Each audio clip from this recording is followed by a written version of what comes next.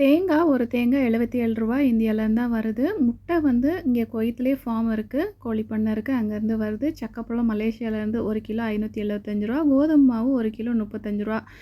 அதுக்கப்புறமா ப்ரெட்டு ஒரு பாக்கெட் ரூ. 86. சீஸ் இது பன்னீர் வந்து அமுல் பன்னீர், அது வந்து ரூ. 368 இந்தியாவிலேருந்து தான் வருது. சிக்கன் வந்து இங்கே வந்து கோழி பண்ணை இருக்கிறதுனால இங்கேயே கிடைக்கும். தேங்காய் வந்து 2 பாக்கெட் வாங்கினேன். முருங்கைக்காய் இந்தியாவிலேருந்து தான் வருது, 1 கிலோ ரூ. 315. ஆரஞ்சு பழம் வந்து சவுத் ஆஃப்ரிக்காலேருந்து வருது, 1 கிலோ ரூ. 170. வெள்ளரி பஞ்சு வந்து குவைத்திலே விவசாயம் பண்ணுறாங்க இல்லையா, அங்கேருந்து வாங்குவோம், 1 கிலோ ரூ. 70 வரும். அதுக்கப்புறமா காலிஃப்ளவர் வந்து பக்கத்து நாடு ஜோர்டான்லேருந்து வருது. மஷ்ரூம் வந்து குவைத்திலே உள்ளது கிடைக்கும், லோக்கலில் நல்லா ஃப்ரெஷ்ஷாக கிடைக்கும். அதுக்கப்புறமா முருங்கை இலை, இதுவுமே வந்து குவைத்தில் ஃபார்ம்லேருந்து கிடைக்கும், நமக்கு விவசாயம் பண்ணி கொண்டு வருவாங்க. 10 குச்சி தான் இருக்கும், ரூ. 113.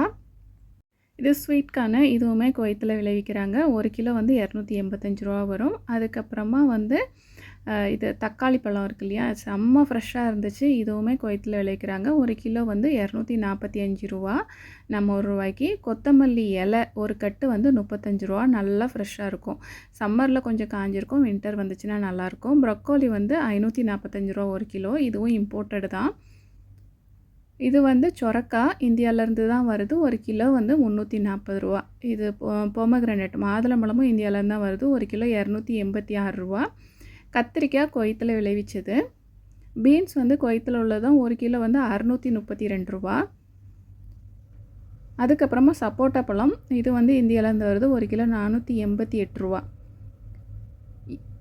நான் சொன்ன இந்த விலைலாம் வந்து இந்த வருஷம் முழுசுமே வந்து கிட்டத்தட்ட இப்படி தான் இருக்கும். பெருசாக விலை குறையவே செய்யாது. நம்ம இந்தியாவில் வந்து சீசன் டைமில் ரொம்ப கம்மியான விலைக்கு கிடைக்கும்.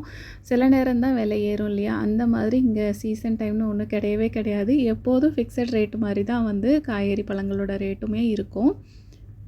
ஒரு விஷயம் என்னென்னா, இந்தியாவில் கிடைக்கக்கூடிய எல்லா காய்கறி பழங்கள் எல்லாமே ஒரு 99% எல்லாமே இங்கேயும் கிடைக்கும். வாங்க முடியும், விலை மட்டும்தான் அதிகமாக இருக்கும். வாங்கிட்டு வந்த எல்லாத்தையும் பத்திரமா எடுத்து வைக்கணும். எப்படி நம்ம லிஸ்ட்டு போட்டு மிஸ் பண்ணாமல் வாங்குகிறோமோ, அதுபோல் எல்லாத்தையும் தனித்தனியாக பிரித்து எடுத்து நம்ம வச்சு அடுத்த வாரத்துக்கு யூஸ் பண்ணணும். சக்கப்பழம்லாம் ஆசைக்கு தான் சாப்பிடலாம், அவ்வளோ விலை அதிகம். ஆனால் ரொம்ப டேஸ்ட்டாக இருக்கும் மலேசியா சக்கப்பழம். நானும் கொட்டையை முளைக்க வச்சு பார்க்கேன், அது உரமாக தான் வருது, மரமாக வரல.